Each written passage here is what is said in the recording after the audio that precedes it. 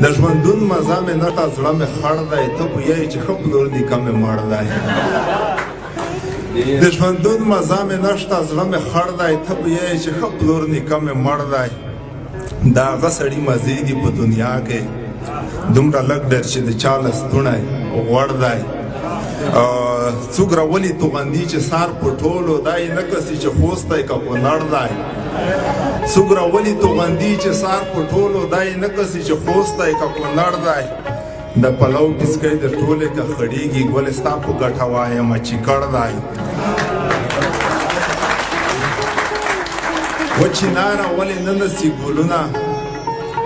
وچیناره ولې نه نڅي ګلونه خواښ سار دی په تمامو ونو لوړ دی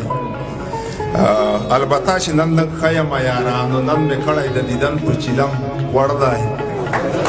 او چې لرې ښکلیا مننه چې لرې ښکلې همدا قضي په ذات مخ درته هڅو په څلور مزه وه پړ دی ته چې خپله د خپل ځان نه ورور جوړ کې مهم نه دی څکه ورور هر څوک ورور کړ دی چاته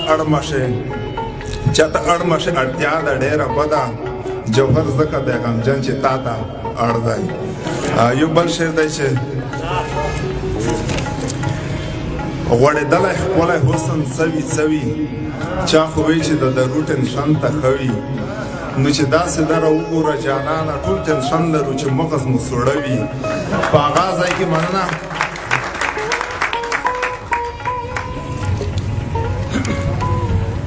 په هغه ځای کې میدا داسې جوشېږي چې په کوم ځای کې د مینې یاران نه وي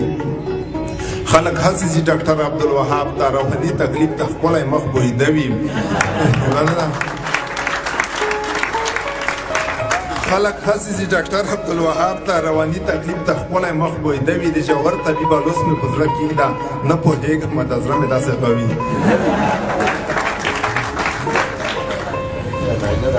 چا په زنی خی د جانان تخلص چا په زنی خی د احسان تخلص ما په احسان کې احسان ونه لیدو هسې بتایي وي په ځان تخلص یو جنان ګوره جنانان نشولو څه مناسب پیمان تخلص باید روژای وي د بدو څخه څوک چې ټاکي د رمضان تخلص باید چې بیا خو بېایماني ونه کړي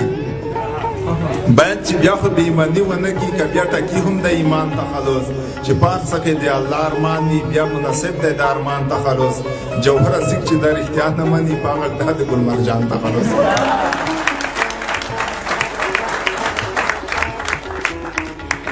چې زما د لیدو په هیله سر لیونی یارانو بیا رغی جوهر لیونی څه ژرنده پسه څه دانې لمدې وې څه مې زړه خاتم څه دلبر لیونی ته د نن سبا وخت کې ته مینه غواړې ما ته خو ښکارې ولا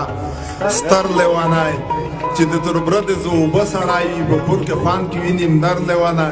زه یې وینم چې بیا که چا ورته بنډرۍ ته نه کسي اصغر لیونی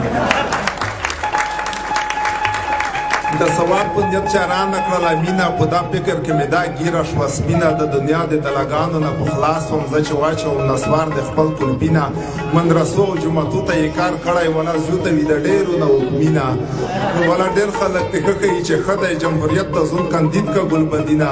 سریالونه فیسبوکونه د کرکټ یې خدایه څه وکړو دنیا یې کړه بېدینه نن خو زه ورک یم سبو ته خو بیا ته وې نن خو زه ورک یم سبو ته خو بیا ته وې تو به څوک پیدا کوي منظور پښتینه